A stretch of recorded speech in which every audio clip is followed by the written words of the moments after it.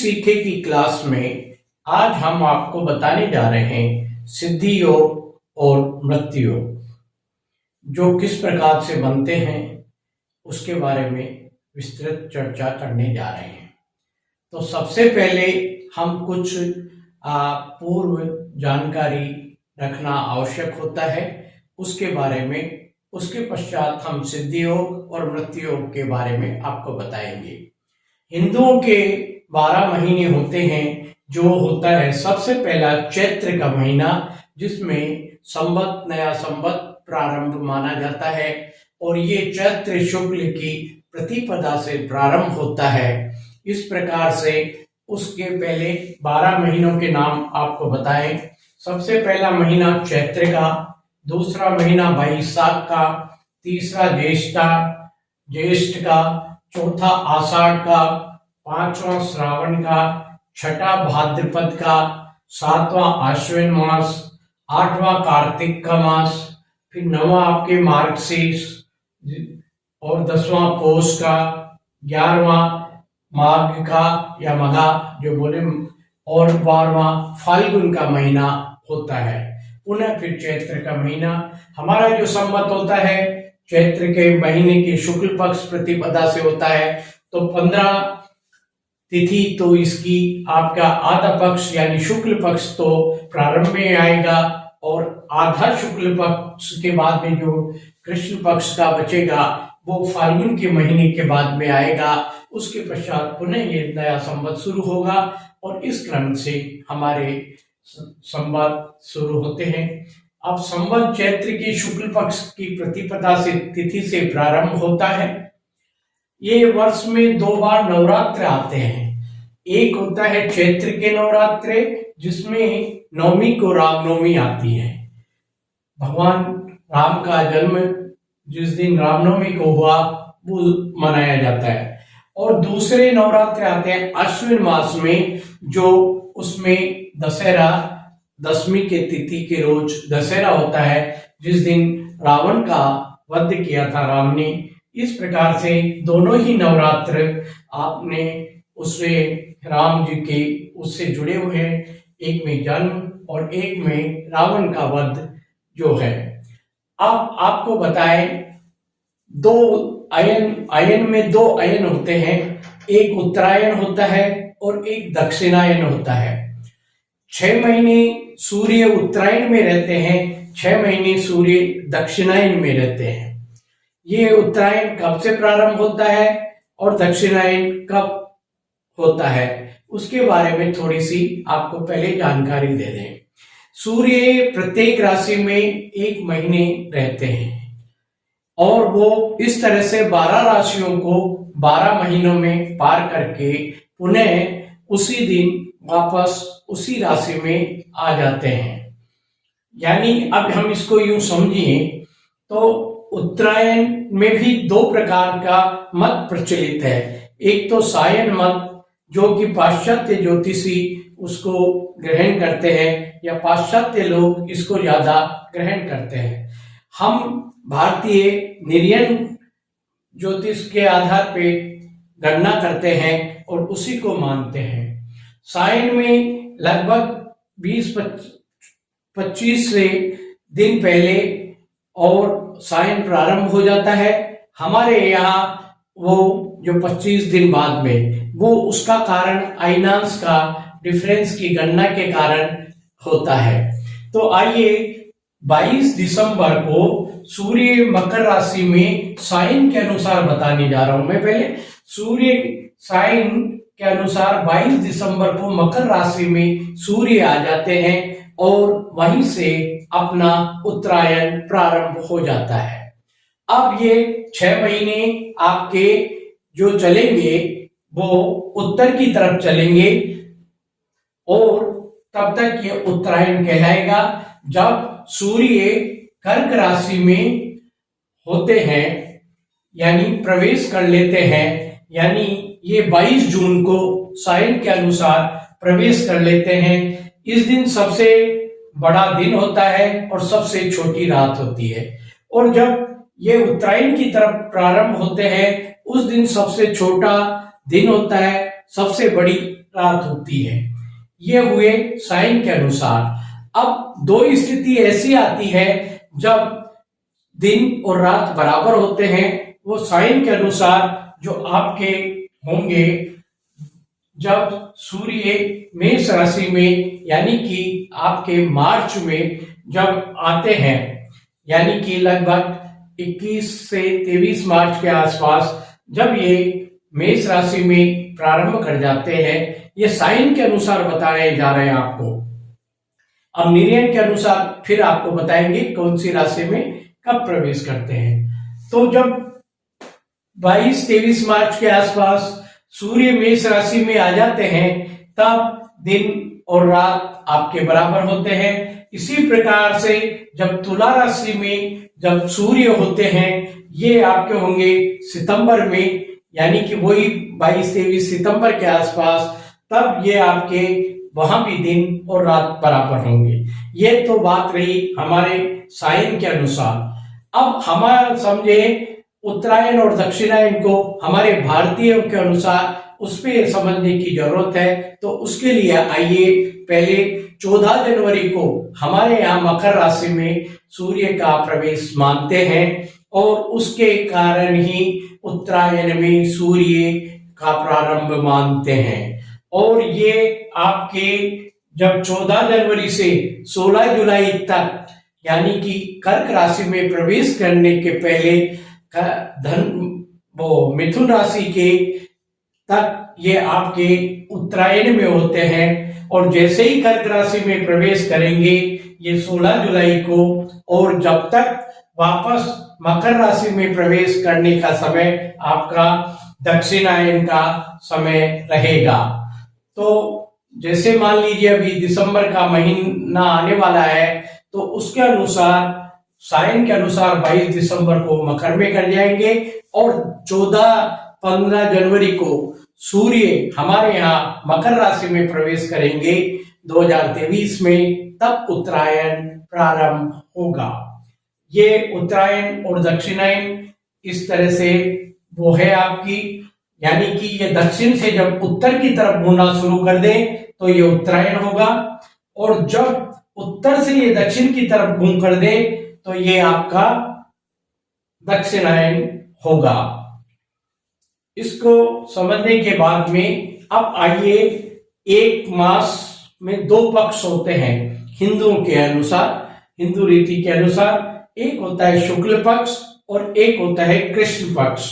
शुक्ल पक्ष, कृष्ण पक्ष, इनमें हर पक्ष में 15-15 तिथियां होती है। शुक्ल पक्ष में जो लास्ट की तिथि होती है वो पूर्णिमा होती है, और कृष्ण पक्ष में जो अंतिम तिथि होती है वो अमावस्या होती है। आइए इनकी 15 तिथियों के नाम क्या होते हैं उसके बारे में आपको बताने जा रहे हैं। पहली तिथि होती है उसको प्रतिपदा होती है। ये सूर्य और चंद्रमा के भ्रमण काल के अनुसार तिथियां बनती है। जब सूर्य और चंद्रमा एक ही राशि में होते हैं और एक ही डिग्री पे होते हैं, अंश कला और विकला पे, तब अमावस्या रहती है। और जैसे ही चंद्रमा एक कला आगे बढ़ा और वो आपकी प्रतिपदा शुरू हो जाएगी। चंद्रमा 12 राशियों को एक महीने में पार कर लेते हैं लगभग, और सूर्य एक राशि को पार करने में 1 महीना लगाते हैं। फिर पुनः 1 महीने बाद में ये दोनों मिलते हैं तो अमावस्या होती है। और जब आमने सामने होते हैं ये सूर्य और चंद्रमा, तब पूर्णिमा होती है। इस प्रकार से समझें। तो पहली प्रतिपदा होती है, दूसरी तिथि द्वितीया होती है, तीसरी तृतीया होती है, चौथी चतुर्थी तिथि होती है, 5वीं पंचमी तिथि होती है, छठी को षष्ठी बोलते हैं, सप्तमी 7वीं तिथि सप्तमी, 8वीं तिथि अष्टमी, 9वीं तिथि नवमी, और 10वीं तिथि आपकी 10वीं। 11वीं तिथि एकादशी बोलते हैं, 12वीं तिथि को द्वादशी बोलते हैं, 13वीं तिथि को त्रयोदशी बोलते हैं, और 14वीं को चतुर्दशी, और 15वीं को या तो पूर्णिमा बोलेंगे और या अमावस्या। पूर्णिमा बोलेंगे शुक्ल पक्ष में और अमावस्या बोलेंगे कृष्ण पक्ष की में। इस प्रकार से ये 15 तिथियां हैं। अब इनके 15 तिथियों के देवता जो बताए गए हैं वो भी देख लीजिए। प्रतिपदा तिथि के देवता है अग्नि, द्वितीय तिथि के देवता है ब्रह्मा, तृतीय तिथि के देवता है पार्वती, चतुर्थी तिथि के देवता है गणेश, पंचमी तिथि के देवता है सर्प, षष्ठी तिथि के कार्तिकेय, सप्तमी तिथि के सूर्य, अष्टमी तिथि के शिव, नौवीं तिथि के दुर्गा और 10वीं तिथि के यम, एकादशी तिथि के विश्वदेव और द्वादश तिथि के देवता है हरि और त्रयोदशी की देवता है काम और चतुर्दशी के भी शिव है और पूर्णिमा के हैं चंद्रमा और अमावस्या के हैं पितृ। इस प्रकार से हम देखते हैं कि अमावस्या को पितरों की हम पूजा करते हैं, भोग लगाते हैं, वो इसी कारण से उनको पूजते हैं। यदि आपकी प्रतिपदा तिथि है तो अग्निदेव का प्रसन्न करने के लिए आपको पूजा पाठ उस तरह की करनी चाहिए। द्वितीय तिथि पीड़ित है, आपका जन्म द्वितीय तिथि में है तो आपको ब्रह्मा जी का इस प्रकार से सभी देवताओं को प्रसन्न करने की आपके जन्म के अनुसार तिथि के अनुसार पूजा पाठ करनी चाहिए। अब इन तिथियों को एक वर्गीकरण किया जाता है। इसमें 15 तिथि को 5 ग्रुप में बांटा जाता है। यानी प्रतिपदा, षष्ठी और एकादशी को हम नंदा का नाम देते हैं।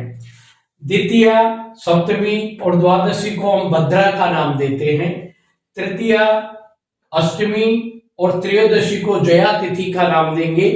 चतुर्थी, नौवीं और चतुर्दशी ये रिक्ता तिथि है। आपकी पंचमी, 10वीं और पूर्णिमा या अमावस्या ये आपकी पूर्णा तिथि है। इनके अनुसार ही हम इनके नाम के अनुसार ही आप देखेंगे नंदा तिथि बढ़िया है, भद्रा तिथि को भी ठीक नहीं मानते हैं, जया को ठीक मानते हैं। रिक्ता तिथि को तो हर कार्य में, शुभ कार्य में लेना ही नहीं चाहिए, नहीं तो आपका काम खाली रहेगा, वो पूरा नहीं हो पाएगा। पूर्णा तिथि अच्छी है, मानी गई है। अब आइए बात जो करने जा रहे थे हम, सिद्धि योग या मृत्यु योग, ये तिथि और वार के अनुसार बनता है। मान लीजिए जैसे प्रतिपदा, षष्ठी और एकादशी तिथि है और उस दिन शुक्रवार पड़ गया तो आपको वो दिन सिद्धि योग बन गया। यानी कि जैसे प्रतिपदा हुई, शुक्रवार हो गया तो सिद्धि योग बन गया। शुक्रवार हुआ, षष्ठी हुई तो भी आपका सिद्धि योग होगा। शुक्रवार हुआ और एकादशी तिथि हुई यानी कि तो आपका सिद्धि योग। यानी कि शुक्रवार और नंदा तिथि हो तो आपका सिद्धि योग बनता है। बुधवार और भद्रा तिथि हो तो आपका सिद्धि योग बनेगा। मंगलवार और जया तिथि हो तो भी सिद्धि योग बनेगा। शनिवार और रिक्ता तिथि पड़ जाए तो सिद्धि योग हो जाता है। जो काम हमने बताया कि रिक्ता तिथि में नहीं करना चाहिए, लेकिन यदि शनिवार हो और रिक्ता तिथि हो तो वो आवश्यकता पड़ने पर किया जा सकता है। वैसे इसको अवॉइड ही करना चाहिए, नहीं करना चाहिए। बृहस्पतिवार हो और पूर्णा तिथि हो तो भी सिद्धि योग हो गया। ये तो आपको बताया सिद्धि योग। अब यही तिथियां यदि किसी प्रकार से दूसरे वार में कन्वर्ट होती है तो वो मृत्यु योग भी बनाती है। जैसे रविवार और मंगलवार को नंदा तिथि आ गई आपको तो आपका मृत्यु योग होगा उस दिन। कहने का मतलब आपका से मतलब उस मुहूर्त में जो भी काम करेंगे उसमें कष्ट हो सकता है, उसमें दिक्कत हो सकती है। ऐसे ही सोमवार और शुक्रवार को भद्रा तिथि हो गई तो भी मृत्यु योग होगा और बुधवार को यदि जया तिथि हो गई तो भी मृत्यु योग है। बृहस्पतिवार और रिक्ता तिथि हो गई तो भी आपके इसमें मृत्यु योग बनता है। शनिवार और पूर्णा तिथि हो गई तो उसमें मृत्यु योग बनता है।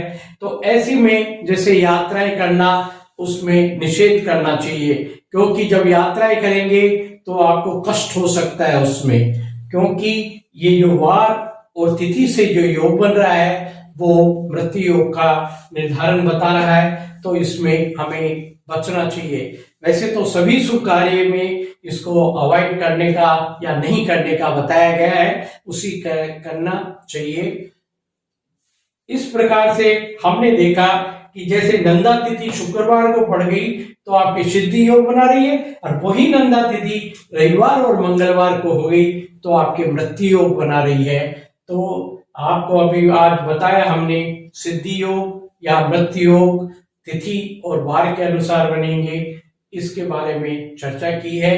अब हम आपको आगे सर्वार्थ सिद्धि योग, अन्य योगों के बारे में बताएंगे। इससे पहले आपने यदि चैनल को सब्सक्राइब नहीं किया है तो चैनल को सब्सक्राइब अवश्य करें, जिससे आपको सूचनाएं मिलती रहे और आपके सुझाव हमें जरूर प्रेषित करें। धन्यवाद।